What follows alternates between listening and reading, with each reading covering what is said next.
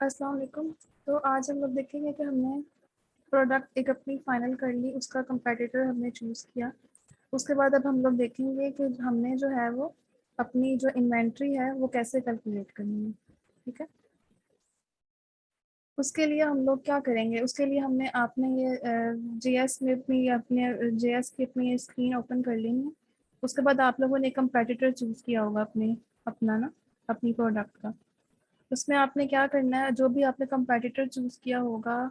For example मैं यहाँ पे कर लेती हूँ।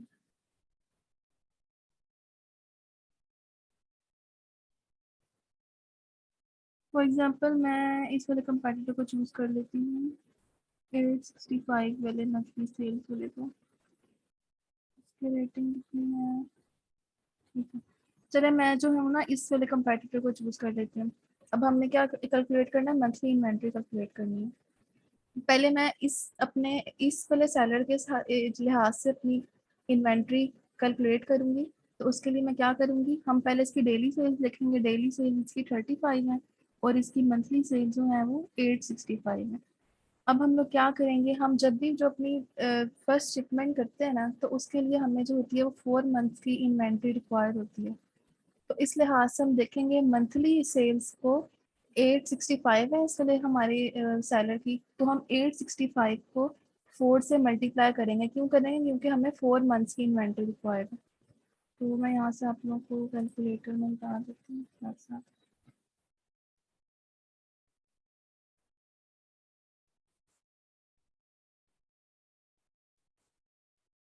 ठीक है, तो हमने कौन सा सिलेक्ट किया था, 865। 865 को हम लोग करेंगे 4 से, तो हमारे पास क्या आ जाएंगी, 3460। 3460 हमारे पास जो है वो पीसीज आ गए इस सेलर के हिसाब से कि हमने एक मंथ की इन्वेंट्री कैलकुलेट की। ठीक है, उसके बाद हम लोग जो है, अब हमने एक एक सप्लायर के हिसाब से देखी है, एक सॉरी एक हमने सेलर के हिसाब से देखी है इन्वेंट्री।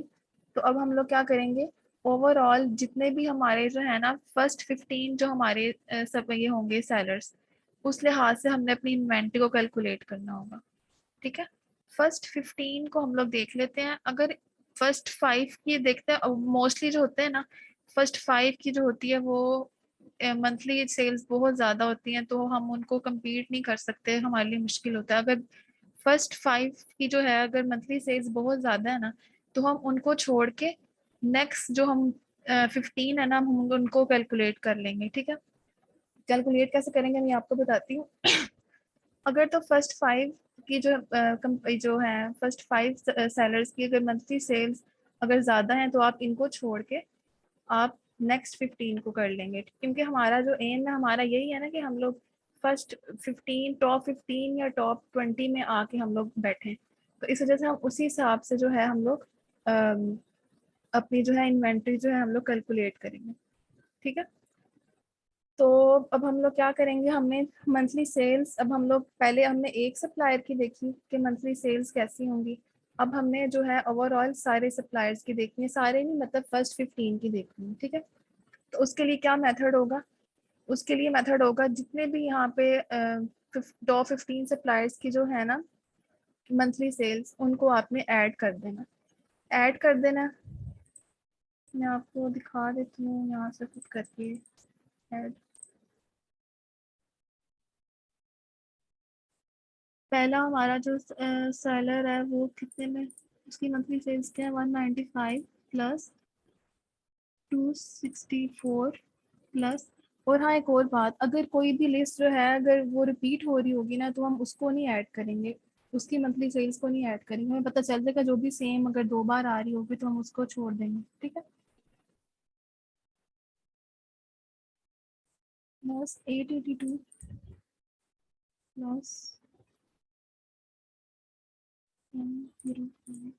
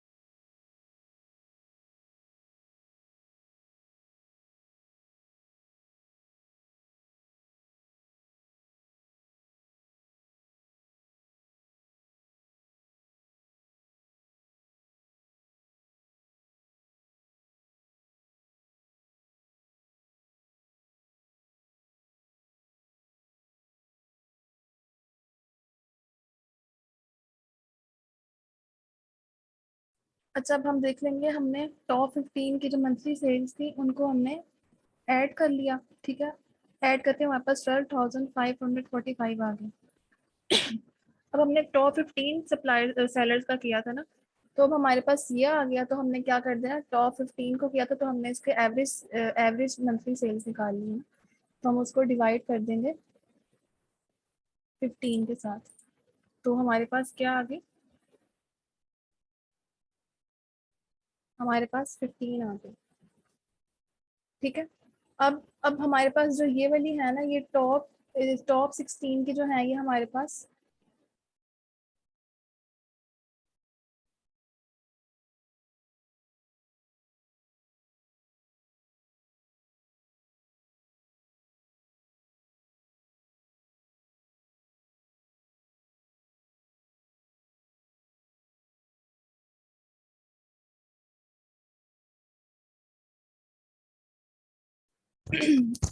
तो जब हमने अपनी जो है ये 15 सप्लायर्स की जब हमने मंथली सेल्स की जो एवरेज निकाली, तो हमारे पास क्या आ गया, 836 आ गया, ठीक है। 836 हमारे पास क्या है, ये मंथली एवरेज है टॉप 15 सेलर्स की। अब हमने क्या करना है, जो हमारे पास ये मंथली सेल्स आई हैं, अब हमने इसको कैलकुलेट करना है, डेली सेल्स हमने अब पता करनी है हमारी डेली सेल्स कैसे होंगी। तो हमने 836 जो हमारे पास आया है, हम इनको जो है इसको है हम इसको डिवाइड कर देंगे 30 के साथ, क्योंकि हमने डेली सेल्स कैलकुलेट करनी है ना अपनी। तो हम 30 से कैलकुलेट करेंगे तो हमारे पास आ जाएगा 27.8। 27.8 मतलब कि ऑलमोस्ट 28, मतलब कि जो हमारे पास इसका क्या निकल आया है, कि जो हमारी जो डेली की सेल्स हैं वो 28 हो रही है, ठीक है। यहाँ तक हो गया, उसके बाद हमें पता चल गया हमारी डेली सेल्स जो है वो 28 हो रही हैं। ओवरऑल 15 जो हमारे सेलर्स हैं उनकी एवरेज सेल हमने देखी है, उससे हमें पता चला, ठीक है। अब हम नेक्स्ट क्या करेंगे, हमें अब जब हम लोग अपना ऑर्डर प्लेस करेंगे ना, तो उसके बाद हम लोग, अच्छा ये मीटिंग ना मेरे ख्याल है अभी एंड होने वाली है, तो फिर मैं दोबारा लिंक सेंड करूंगी, या फिर आप लोग दोबारा ज्वाइन कर लीजिएगा इसको, ठीक है।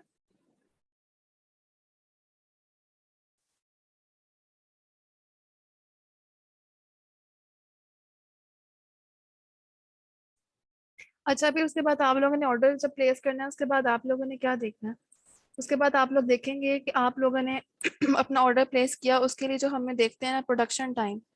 प्रोडक्शन टाइम जो होता है वो 15 डेज का होता है, ठीक है। कुछ से मतलब कि ये वेरी करता है प्रोडक्ट टू प्रोडक्ट, क्या जो आपका सप्लायर है वो कितने डेज हमें बताएगा, ठीक है, उस लिहाज से आप लोगों ने देखना है। वैसे ऑल जो वैसे नॉर्मल जो होता है 15 डेज ही होता है प्रोडक्शन टाइम। उसके बाद हम लोग देखते हैं इंस्पेक्शन। इंस्पेक्शन के लिए भी हम लोग 5 डेज निकाल लेंगे। 5 डेज जब हम लोग ऑर्डर अपना हमारा प्रोडक्शन हो जाएगी, तो हम जो 5 डेज इंस्पेक्शन के लिए निकालेंगे, हम इंस्पेक्शन टीम को भेजेंगे। वो हमारी इन्वेंट्री सारी देखेगा, सारे जो भी उसमें देखेगा कि हमारी जिस तरह हमने कही थी वही क्वालिटी वही सब कुछ सारी वैसी ही है, ठीक है। उसके बाद हम लोग देखेंगे शिपिंग। शिपिंग के लिए भी हमें जो है ऑलमोस्ट 45 डेज लग जाते हैं शिप करवाने के लिए, supplier to Amazon warehouse, कि हम लोग कहाँ पे अपनी जो इन्वेंट्री है वो सेंड कर रहे हैं, यूके कर रहे हैं, यूएस कर रहे हैं। शिपिंग करवाएंगे बाय सी तो 45 डेज ही हमें लगते हैं, ठीक है। 45 डेज हम इसके लिए रख लेंगे। ये हम लोग एस्टिमेट लगा रहे हैं कि हमें कितने डेज में हम लोग इतना सारा ये वाला प्रोसीजर जो है हम लोग अपना कर लेंगे। आफ्टर ऑर्डर ऑर्डर करने के बाद हमें इतने डेज रिक्वायर्ड होंगे, ठीक है। उसके बाद हम देखेंगे buffer. Buffer is equal to 10 days. Buffer हम लोग कहते हैं कि जब हम लोग ये जो है ना, ये हम लोग बफर जो होता है ना, हम लोग वैसे ही मार्जिन रख लेते हैं कि हम लोग 10 डेज जो है वो ऊपर नीचे हो सकते हैं, या तो हमारी प्रोडक्शन में हो सकते हैं, या कुछ भी अगर लेट आगे पीछे हो जाए, तो हम लोग ये 10 डेज का मार्जिन रखते हैं। अगर किसी चीज़ में मसला आ जाए, किसी में अगर शिपमेंट में अगर ज़्यादा आ रहा है, प्रोडक्शन टाइम में ज़्यादा लग रहा है, तो हम उसके लिए 10 डेज का मार्जिन रख लेंगे, ठीक है। फिर उसके बाद हम 20 डेज जो है वो लॉन्च टाइम के लिए रख लेंगे, कि 20 डेज जो है हमें रिक्वायर होंगे लॉन्च के लिए। उसके बाद स्टेन स्टॉक के लिए भी हम लोग जो है वो 30 डेज रख लेंगे।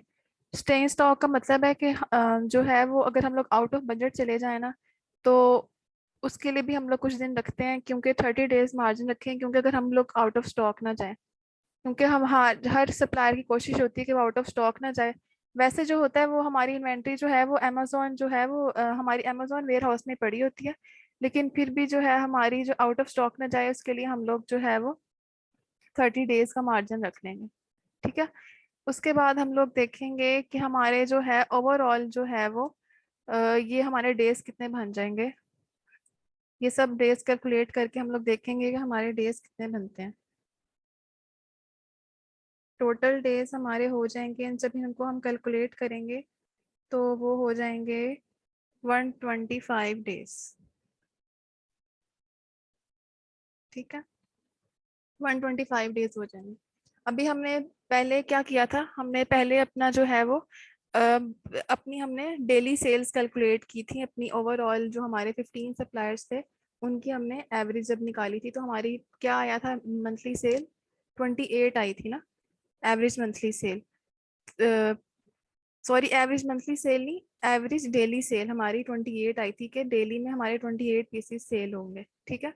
तो उस लिहाज से हम लोग क्या करेंगे कि हमने क्या देखना है, उस लिहाज से हम लोग देखेंगे हमारे पास 125 डेज आ गए। 125 को हम लोग जो है वो अपनी जो है वो डेली सेल से कैलकुलेट मल्टीप्लाई कर देंगे।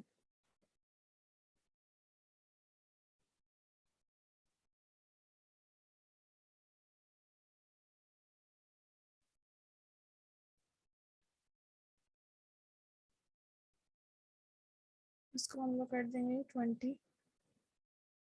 से।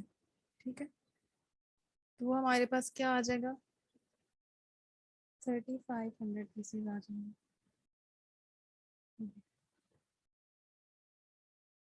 3500 पीसेस। ठीक है।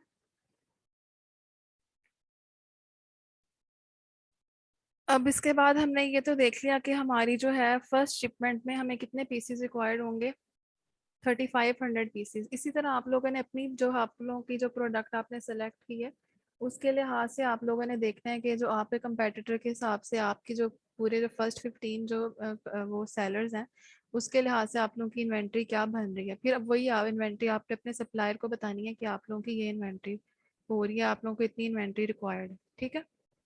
ये हमारी ये हमारी जो इन्वेंट्री है ये टॉप 15 की जो हमने एवरेज निकाली है ये उसके हिसाब से हमारी होगी। ठीक है। इसी तरह हमने फिर 3500 पीसेस मंगवाने होंगे। अब अगर आप लोगों को ये देखना होगा ना कि अब आप लोगों को कितनी अमाउंट रिक्वायर है शिपमेंट के लिए, फिर आप लोगों ने क्या करना होगा, उसके लिए फॉर्मूला होगा कि आप लोगों को उसके लिए अपनी लैंडिंग कॉस्ट पता होनी चाहिए।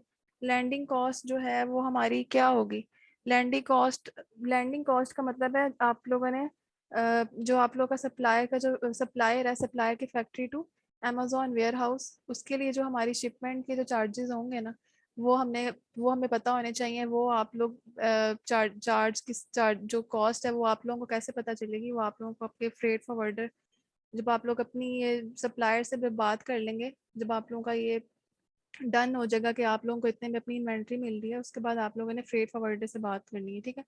वैसे जो हमें पता ही होता है नॉर्मल वैसे कितनी हम जो है सब जो शिपमेंट के चार्जेस होंगे, तो नॉर्मल जो रेट होते हैं यूएस के लिए जो होता है बाय सी 2.5 2.5 पर केजी, नहीं यूके के लिए जो होती है वो 2.6 to 2.8 होती है पर केजी बाय सी। और यूएस के लिए जो है वो 2.2 समथिंग कुछ हमें सप्लायर जो है वो फ्रेट फॉरवर्डर सॉरी दे देते हैं। तो इसी तरह जब हम लोग देखेंगे लैंडिंग कॉस्ट को जब हम लोग देखेंगे तो लैंडिंग कॉस्ट हम देख लेंगे कि हमारे पास हम लोग कर लेते हैं कि हमारे पास $2.5 है।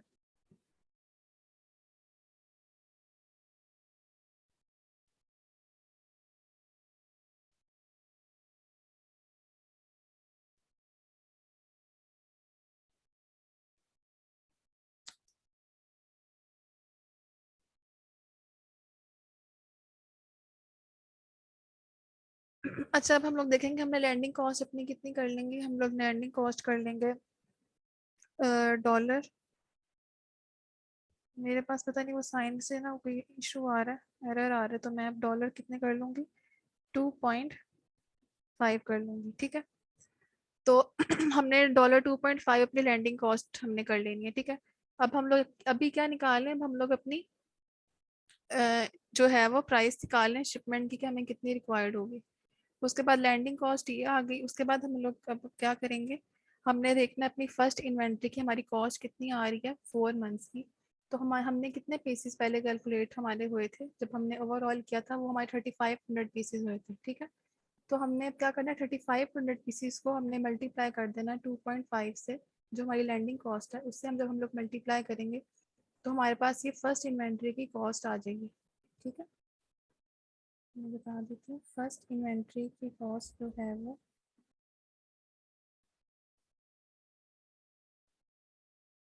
क्या होगी, 3500 पीसीस, जैसा मैंने पहले कैलकुलेट किया था आपके सामने। 3500 को हम लोग क्या करेंगे,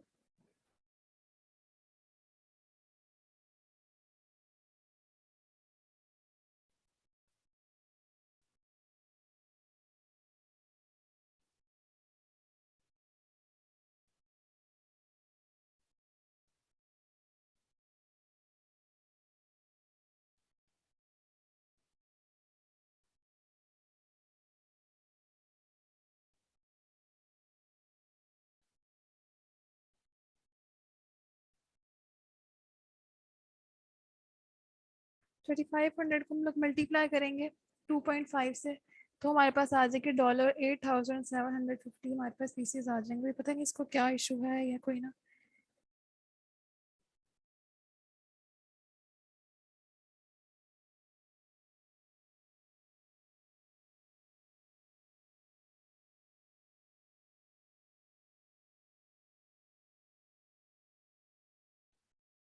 तो हम लोग क्या करेंगे, 3500 को हम लोग मल्टीप्लाई कर देंगे 2.5 से। 2.5 से हम लोग जब मल्टीप्लाई करेंगे तो हमारे पास क्या आ जाएगा, वेट कर लेते हैं।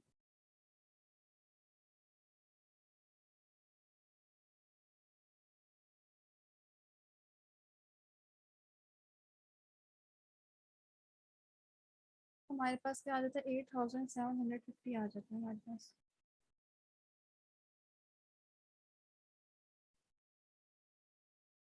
ठीक है, इस साथ डॉलर का साइन भी है।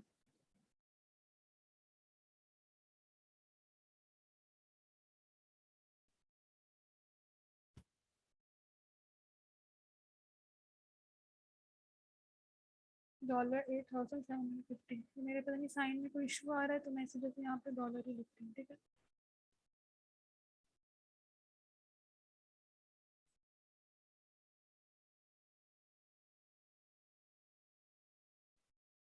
अच्छा, तो हम लोग अब देखेंगे, हम लोगों ने जो भी प्रोडक्ट अपनी यूज़ की थी, अब हम लोग उसकी जो है वो प्रॉफिट कैलकुलेट करेंगे।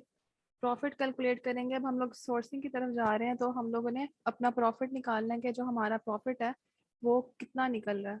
अगर हम लोग देखेंगे हमारा अगर 20% या 25% अगर कम जा हो रहा है प्रॉफिट किसी प्रोडक्ट का, तो हम लोग उस प्रोडक्ट को छोड़ देंगे, उसको आगे नहीं लेके जाएंगे, ठीक है। तो हम लोग क्या करेंगे, सबसे पहले पैक और पैक साइज एंड कलर, अपनी प्रोडक्ट का जो भी आपने पैक है वो मेंशन करेंगे यहाँ पे।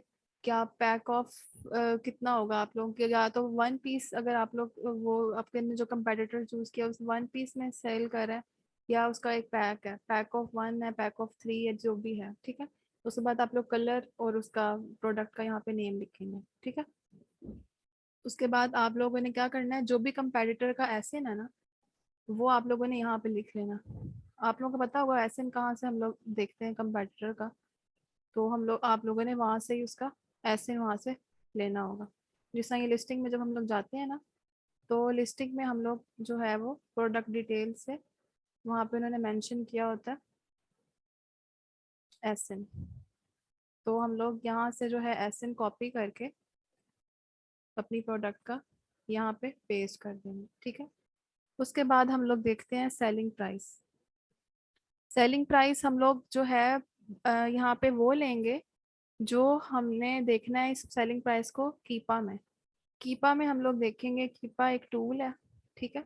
उसमें हम लोग देखेंगे जो भी जो है वो सेलर मिनिमम जो भी लोवेस्ट जो उसमें सेल कर रहा होगा लोवेस्ट प्राइस में हम उसको लेंगे, ठीक है। यहाँ से आप लोग देखेंगे, जब हम आप लोग लिस्टिंग में नीचे जाएंगे ना, तो ये आपको ग्राफ शो होगा। अगर आप लोगों ने यहाँ पे जो है वो अगर कीपा, अगर आपको यहाँ पे एक्सटेंशन डाउनलोड हुई हुई होगी, ठीक है, तो मेरा यहाँ पे ग्राफ शो हो रहा है कीपा का। उसके बाद मैं यहाँ से कर लूंगी इसको ऑल डेज में कर लूंगी, ठीक है। ऑल डे सिलेक्ट करेंगे, उसके बाद हम लोग न्यू में जाएंगे। न्यू में जाके हम लोग देखेंगे ग्राफ में कि जो लोएस्ट प्राइस है ना, लोएस्ट प्राइस में देखना है जो भी 20 या 25 डेज तक जो भी प्राइस, जो लोएस्ट में हम ज़्यादा देर तक किसी सेलर ने सेल किया हो ना, हमने उस प्राइस को वहाँ पे अपने सेलिंग प्राइस में लिखना है, ठीक है। तो हम लोग देखेंगे कि कौन सी जो प्राइस है वो ज़्यादा देर तक जो है वो सेलर ने सेल की हुई है।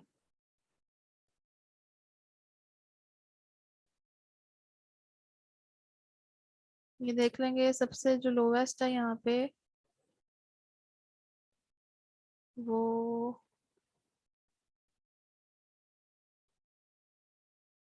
यहाँ पे 10.99 भी आ रहा है, लेकिन 8.95 भी है, लेकिन ये जो है वो ज़्यादा देर तक सेल नहीं हुई।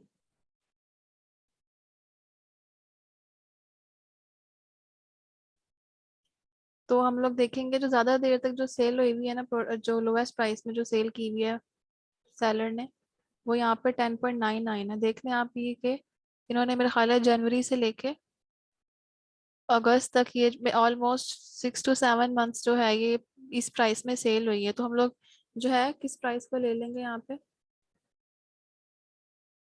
10.99 को।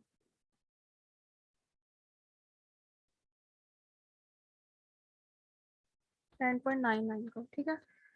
उसके बाद हम लोग देख लेंगे अमेजोन फीस। अमेजोन फीस हम लोग कैसे कैलकुलेट करते हैं? अमेजोन फीस हम लोग कैलकुलेट करते हैं FBA कैलकुलेटर से, ठीक है। हम लोग यहाँ पे सर्च कर लेते हैं अमेजोन FBA कैलकुलेटर, ठीक है। उसके बाद आप लोगों ने देख लेना कि आप लोग कौन सी मार्केट में जो है वो सर्च करें, या तो आप लोग UK में करें, US में करें। अगर US में कर रहे हैं तो आप लोगों ने amazon.com में यहाँ पे देखना है। अगर UK में कर रहे हैं फिर आपने co.uk में जाना है, ठीक है। तो ये ऊपर वेबसाइट आ रही है .com, हम लोग यहाँ पे भी देख रहे हैं अमेजोन USA में। तो हम लोग ये FBA कैलकुलेटर यहाँ से ओपन करेंगे। देखिए यहाँ पे आ रहा है sign in to seller central. Sign in to seller central, वैसे जो ये जो FBA कैलकुलेटर ना, ये जो है वो सेलर सेंटर में होता है। तो अभी तो हम सेलर सेंट्रल नहीं यूज़ कर रहे, तो हम लोग कंटिन्यू एज गेस्ट कर लेंगे, ठीक है। उसके बाद आप लोगों ने क्या करना है, उसके बाद आप लोगों ने क्या करना है, आप लोगों ने यहाँ पे अपना एसएन जो है वो यहाँ पे अपना एंटर करना है। एसएन मैं यहाँ पे अभी क्या करती हूँ, मैं अभी जो एसएन है ना वो अपनी इस प्रोडक्ट का मैं एसएन जो है वो यहाँ पे ऐड कर देती हूँ। यहाँ पे मैं जो है ऐसे इस प्रोडक्ट का ऐड कर देती हूँ यहाँ पे, यहाँ से कॉपी करके, यहाँ से कॉपी करके जो है वो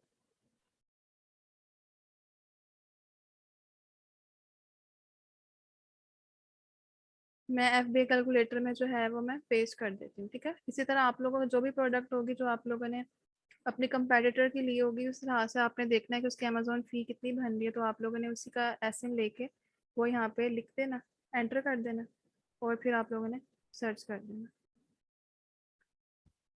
सर्च करने के बाद हम लोग देखेंगे, सर्च करने के बाद हम लोग देखेंगे यहाँ पे इन्होंने मेंशन किया हुआ है, ये जो है योर फुलफिलमेंट मतलब FBM वालों का कॉलम है, और अमेजोन फुलफिलमेंट मतलब FBA वालों का फुल वो कॉलम है। हम लोग तो FBA कर रहे हैं ना, PL FBA कर रहे हैं, तो हम लोग जो है वो अमेजोन फुल इस वाले की हम लोग कॉलम वाले की देखेंगे। तो आइटम प्राइस हम लोग कौन सी एंटर करेंगे यहाँ पे? आइटम प्राइस हम लोग एंटर करेंगे यही वाली अपनी, जो हमारी सेलिंग प्राइस होगी 10.99। तो हम लोग जो है वो यहाँ पे 10.99 एंटर कर देंगे।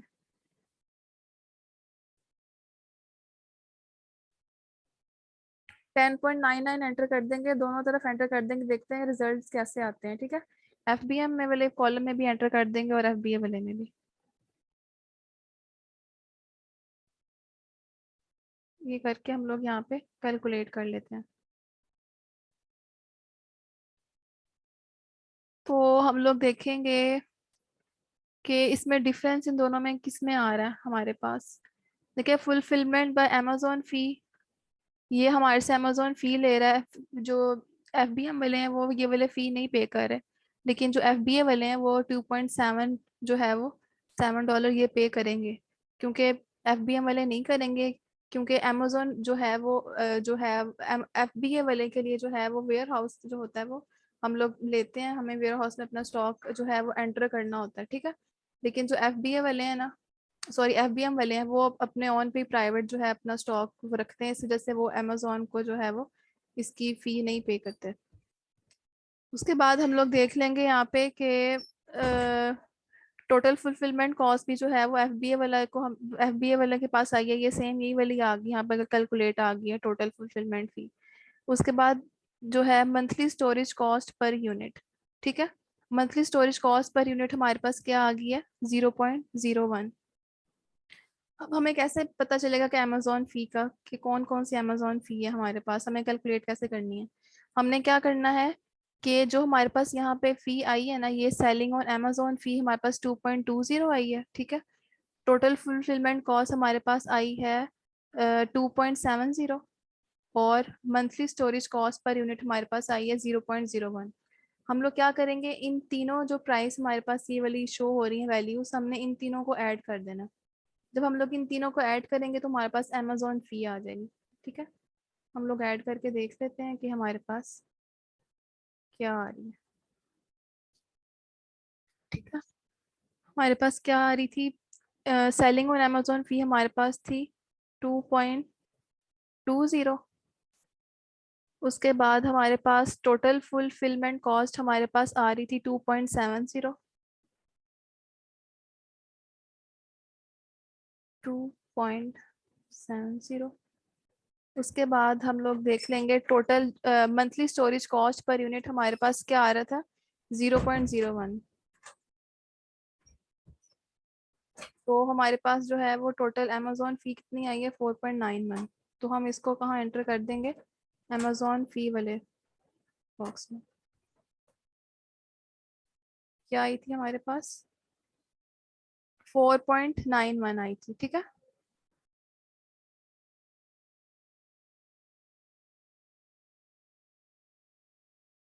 4.91 हम इसको यहाँ पे एंटर कर देंगे, 4.91, ठीक है।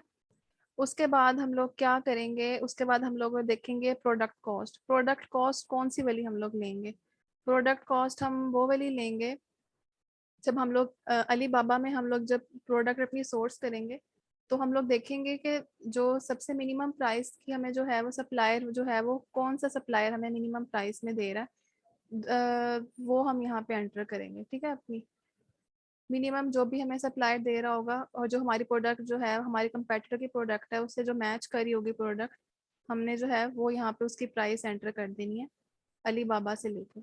ये वाली प्राइस जो है वो अली बाबा में जो शो हो रही होगी हमने वो वाली यहाँ पे एंटर करनी है। फॉर एग्जांपल अगर मैं यहाँ पे शो कर दूँ, ऐसे हम लोग, मैं आप लोगों को दिखा देती हूँ कि कौन सी प्राइस हमने लेनी है। वैसे ऐसा होता नहीं है, जो प्राइस वहाँ पे मेंशन की होती है ना, वो जो है सप्लायर उसमें उस प्राइस हमें देते नहीं है, हमें जाके उनसे खुद पूछना पड़ता है, नेगोशिएट करवाना पड़ता है, फिर जाके कहीं जो है वो हमें वो कम करते हैं। वरना जो उन्होंने वहाँ एंटर की होती है ना प्राइस लिस्टिंग में अपनी प्रोफाइल में, वो सिर्फ उन्होंने जो है वो कस्टमर्स को अट्रैक्ट करने के लिए वो की होती है। तो हम लोग यहाँ पे क्या करेंगे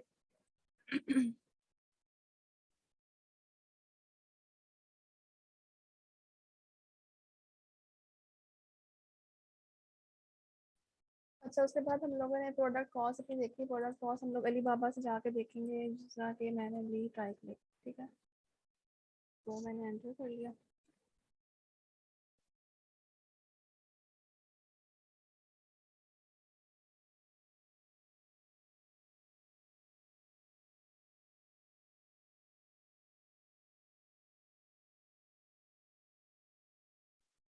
थोड़ा सा इंटरनेट भी स्लो हुआ है।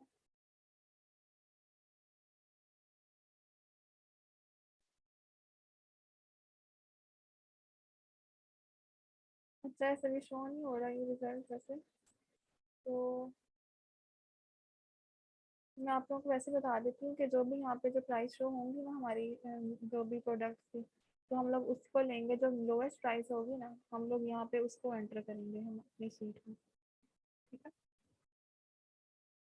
हम लोग यहाँ पे शीट में एंटर करेंगे प्रोडक्ट कॉस्ट, जैसा आप लोगों ने देखा ही होगा कि कितना आप लोगों का यहाँ पे मार्जिन है। बहुत काफ़ी मार्जिन होता है जो सेलिंग प्राइस से, जो क्योंकि होलसेल में अलीबाबा है ना, तो काफ़ी उनके प्राइस से मार्जिन होगा। अगर ये पे प्रोडक्ट हमें मिल रही है 10.99, तो हमें अमेजोन में मिल जाएगी ये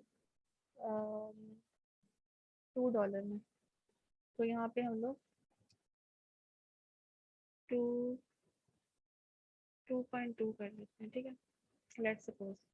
लेकिन आप लोगों ने देखना है कि आप लोगों की जो प्रोडक्ट है वो अलीबाबा से किस रेट में मिल रही है।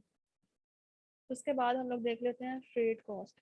फ्रेट कॉस्ट हम लोग देखते हैं, ये हम लोग इस वाले पोर्शन में आ जाते हैं। मैं आप लोग को ये बताती हूँ कि आप लोगों ने जब अपना एसिन एंटर किया था ना, तो उसमें अब यहाँ पे लिखा हुआ है एंटर वेट इन पाउंड्स। आप लोगों की जो प्रोडक्ट का वेट है ना वो आप लोगों ने बताना है पाउंड्स में बताना है।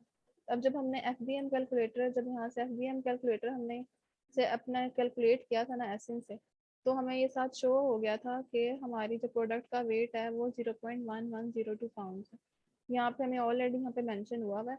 हम लोग यहाँ से देख के 0.1102 पाउंड जो है वो हम लोग यहाँ पे लिख लेंगे।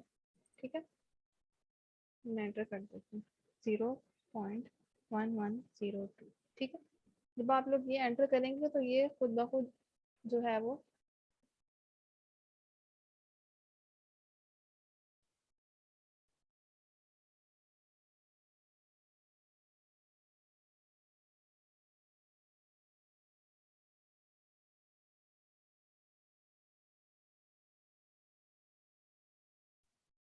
अच्छा। तो अब हम लोग देखेंगे कि अब जब आप लोगों ने सप्लायर से आप लोगों का कॉन्टैक्ट हो जाएगा, जब आप लोगों का रिस्पॉन्स आने लग जाएंगे, तो उसके बाद आप लोगों ने ये शीट फिल करनी है। ठीक है, आप लोगों ने जो है वो मिनिमम जो है वो 4 to 5 सप्लायर से बात करनी है सबसे पहले।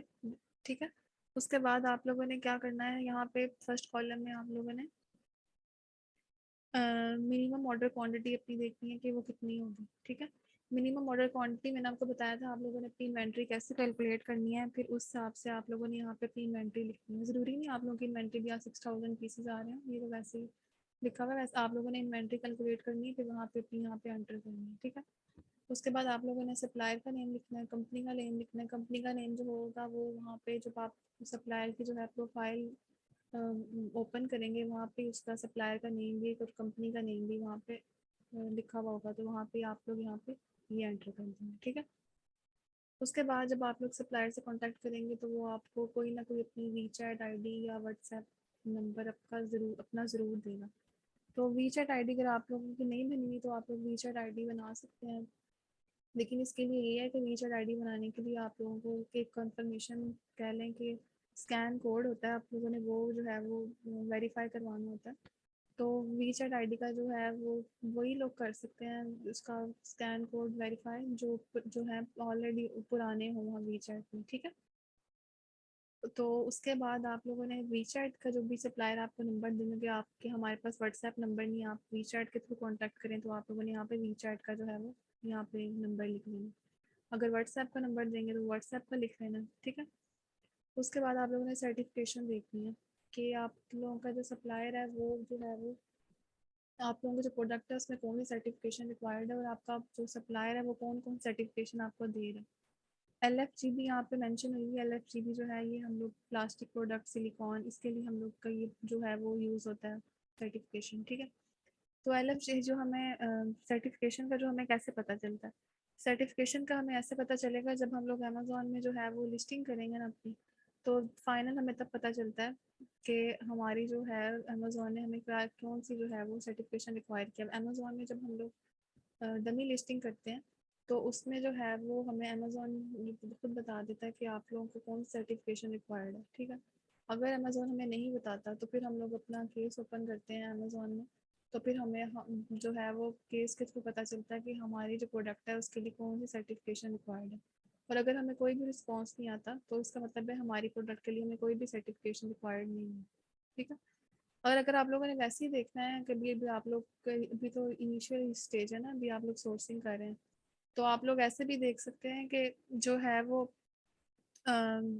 आप लोग जो है वो अपनी जो कंपेटिटर है उसको रीड करें, उसकी सारी लिस्टिंग वगैरह जो भी उसके पॉइंट्स हैं उसको रीड करें। आप लोग देख सकते हैं फिर कि आप लोगों का जो सप्लायर है उसने कोई सर्टिफिकेशन उसमें एंटर हो ही नहीं है कि उसमें सर्टिफिकेशन कोई भी लिखी हुई हो, तो आप लोगों ने वो वहाँ पे एंटर कर देनी है। ठीक है।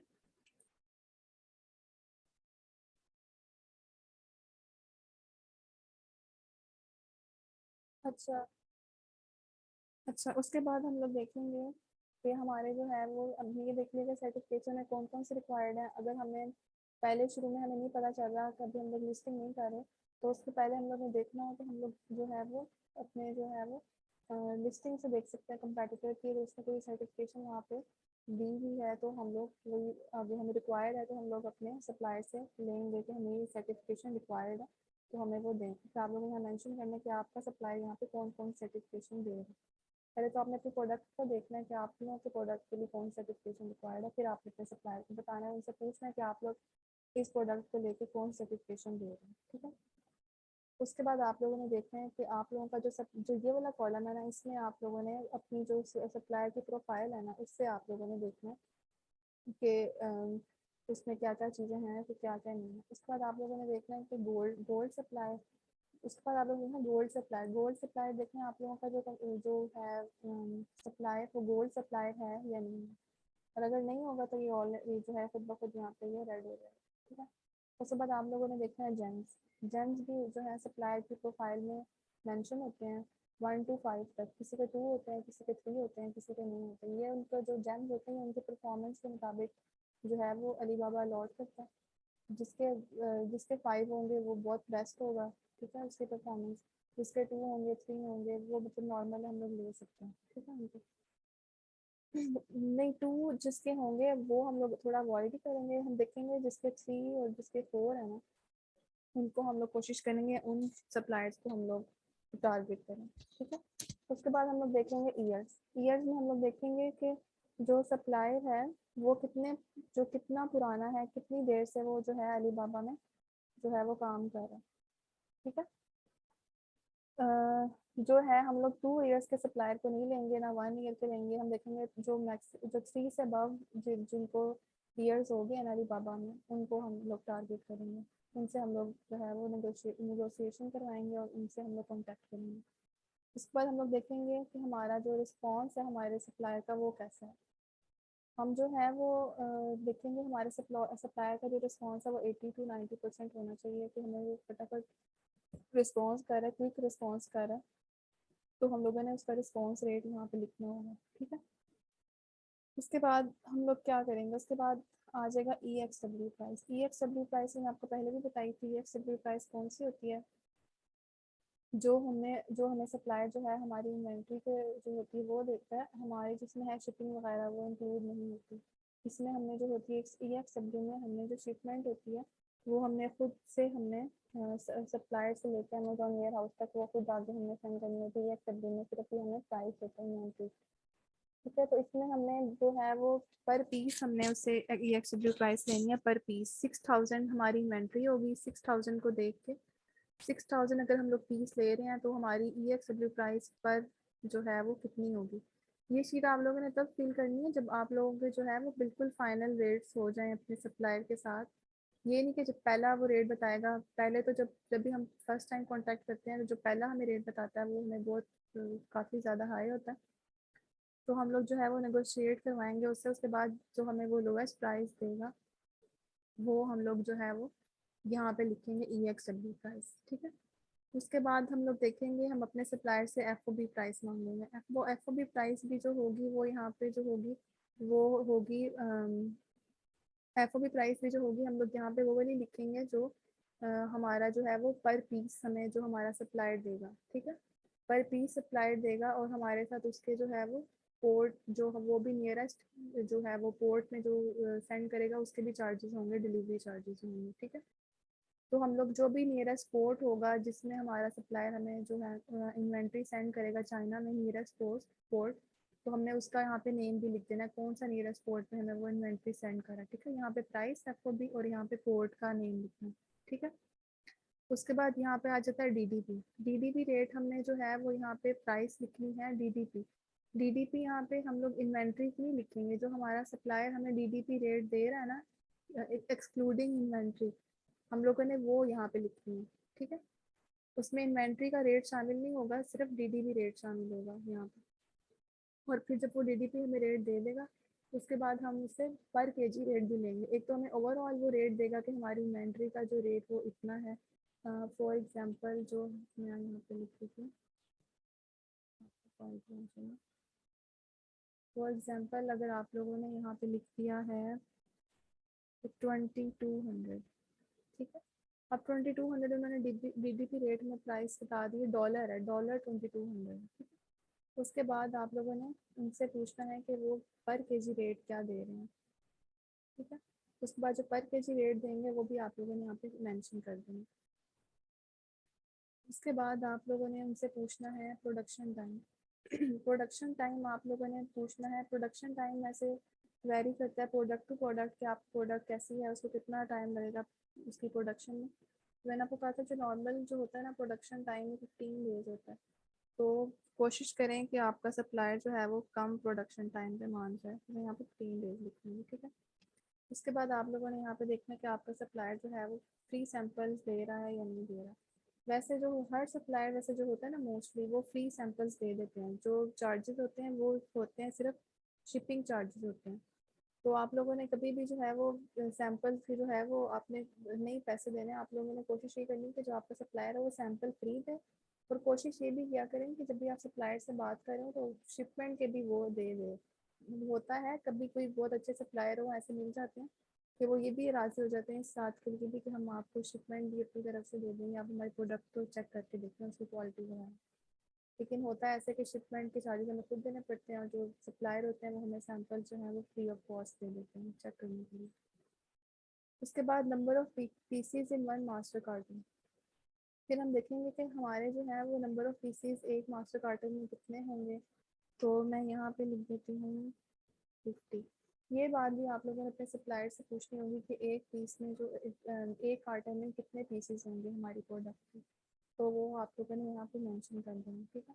उसके बाद आ जाएगा size of master carton. Size of master carton आप लोगों ने ये 3 डायमेंशन से देखना होगा, लेंथ वेट और हाइट से, कि उसकी क्या बन रही है डायमेंशन, ठीक है। जिस तरह अगर मैं यहाँ पे लेट्स सपोज 25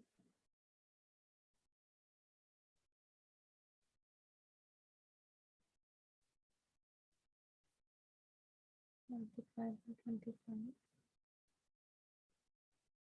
फॉर एग्जाम्पल अगर मैं आप लोगों का ये साइज कर देती हूँ, ठीक है। आप लोगों ने अपने सप्लायर से पूछना है कि हमारा जो मास्टर कार्टन होगा उसका क्या साइज होगा, आप लोगों ने ये बात दूसरे पूछनी है, ठीक। उसके बाद आ जाता है weight of master carton. Weight of master carton में क्या आ जाएगा, नेट वेट।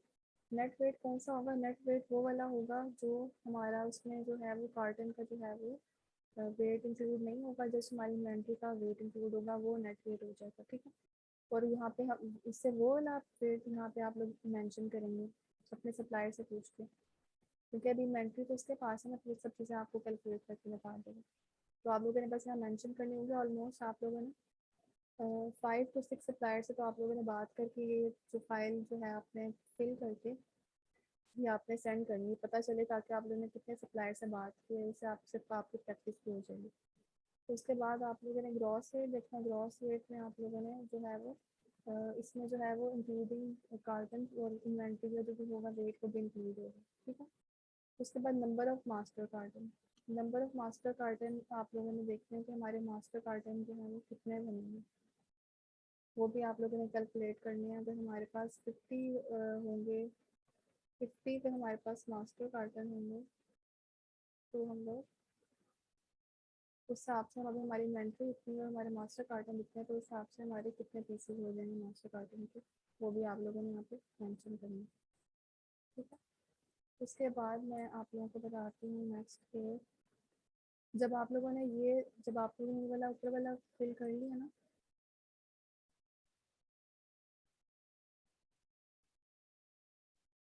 जब आप लोगों ने ऊपर वाला फिल कर लिया, ये सप्लायर वाला, ठीक है, अपनी प्रोडक्ट जब उनसे ले ली, सारा कुछ आप लोगों का फाइनल हो गया, प्राइस वगैरह फाइनल होगी, उसके बाद आप लोगों ने जाना है फ्रेट फॉरवर्डर की तरफ। ठीक है, फ्रेट फॉरवर्डर कौन होता है? फ्रेट फॉरवर्डर वो होता है जिसके जिसके थ्रू आप अपनी जो है वो इन्वेंट्री शिपमेंट करते हैं डिफरेंट कंट्रीज में, यूके, यूएस, जो है वो China to UK, China to US, जिस भी कंट्री में आपने अपनी इन्वेंट्री सेंड करनी है, आप वो फ्रेट फॉरवर्डर के थ्रू करेंगे।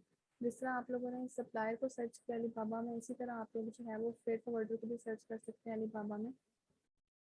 फ्रेट फॉरवर्डर सर्च करके लिखेंगे तो आप लोगों को डिफरेंट फ्रेट फॉरवर्डर आ जाएंगे आप लोगों के अलीबाबा में। तो आप लोग उनको सेलेक्ट करेंगे, फिर आप लोग उनको ये जो मैंने आपको बताई है ना, ये वाली चीज़ें कि आप लोगों का रेट कितना होगा, और आप लोगों का ये साइज़ वगैरह, मास्टर कार्टन कितने होंगे, वेट कितना होगा, ये सारा कुछ जो है वो आप लोग उनको बताएंगे अपने फ्रेट फॉरवर्डर को, जो पहले आप लोगों को अपने सप्लायर ने बताया होगा। ठीक है, उसके बाद आप लोग जो है वो अपने फ्रेट फॉरवर्डर को ये सब चीज़ें बताएंगे। इसी तरह आप लोगों ने जैसा ऊपर फिल किया था, इसी तरह आप लोगों ने फ्रेट फॉरवर्डर का भी इसी तरह आप लोगों ने यहाँ फिल करना है। कम से कम 3 to 4 फ्रेट फॉरवर्डर से आप लोगों ने बात करनी है और यहाँ पे मेंशन कर देना। ठीक है, यहाँ पे उनका नाम मेंशन कर देना, यहाँ पे वीचैट आईडी मेंशन करनी है उनकी, जो भी वो देंगे, तो यहाँ पे व्हाट्सएप नंबर। फिर जिस तरह सप्लायर का आप लोगों ने देखा था कि उनका गोल्ड सप्लाई वो है कि नहीं, इसी तरह फ्रेट फॉरवर्डर का भी यही होगा कि वो गोल्ड फेयर उनके उनके जो प्रोफाइल में वो गोल्ड है या नहीं। ठीक है, यस या नो फिर आप लोगों ने कर देना। इसी तरह जेम्स का भी इनका ऐसे होगा 1 to 5 तक, ये देखना कि कम से कम 3 to 5 तक उनके जेम्स होने चाहिए। ठीक है, और इसका भी ऐसे होगा फ्रेट फॉरवर्डर का कि हम लोग 2 years से ग्रेटर हम लोग देखेंगे, 3 to आगे हायर और 3 से हम उनको जो है वो सिलेक्ट करेंगे फ्रेट फॉरवर्डर को। उसके बाद हम लोग रिस्पॉन्स रेट देखेंगे कि हमारे जो फ्रेट फॉरवर्डर है उसका रिस्पॉन्स रेट कैसा है, तो वहाँ पे हम लोग ने वो यहाँ मेंशन कर देंगे। ठीक है, उसके बाद हम लोग देखेंगे हमने जो अपना जो फ्रेट फॉरवर्डर हमने सेलेक्ट किया, हम लोग उससे एयर शिपमेंट के हम चार्जेस पूछेंगे और उनसे निगोशिएट करवाएंगे कि वो कितना निगोशिएट करेंगे एयर शिपमेंट के लिए। तो हमने वो उनसे पर केजी रेट लेनी है, फिर हमने प्राइस लेनी है, फिर हमने उनसे पूछना है कि आप लोग कितनी डेज में जो है वो एयर शिपमेंट कर देंगे, वो यहाँ पे आप लोगों ने डेज लिखनी है। ठीक है, उसके बाद आप लोगों ने उनसे ओशन शिप भी ऐसे ही पूछनी है। ओशन शिप जो होगी वो सी शिप को कहते हैं ओशन शिप। उसके बाद आप लोगों ने सी शिप के आप लोगों ने रेट पर केजी लेने हैं, प्राइस लेनी है, ओवरऑल कितनी बनती है प्राइस आप लोगों की इन्वेंट्री के हिसाब से जो आप लोगों ने ऊपर कैलकुलेट किया उसका वेट निकला। उसके बाद आप लोगों ने सी शिप के भी डेज लिखने हैं, तो कि वो कितने बनते हैं। ठीक है, वैसे जो एयर शिप होते हैं उसके वैसे मिनिमम जो होते हैं वो 5 to 10 डेज, 10 डेज वैसे नॉर्मल होते हैं एयर शिपमेंट के, या 10 to 15 डेज। और सी शिप के जो होते हैं वो 40 to 45 डेज मैक्सिमम, या 30 to 45 डेज मैक्सिमम होते हैं। वो आप लोगों का फ्रेट फॉरवर्डर भी आप लोगों को बता देगा कि हम लोग कितने डेज में जो है वो सी शिपमेंट कर देते हैं, या फिर हम लोग कितने डेज होते हैं। ठीक है,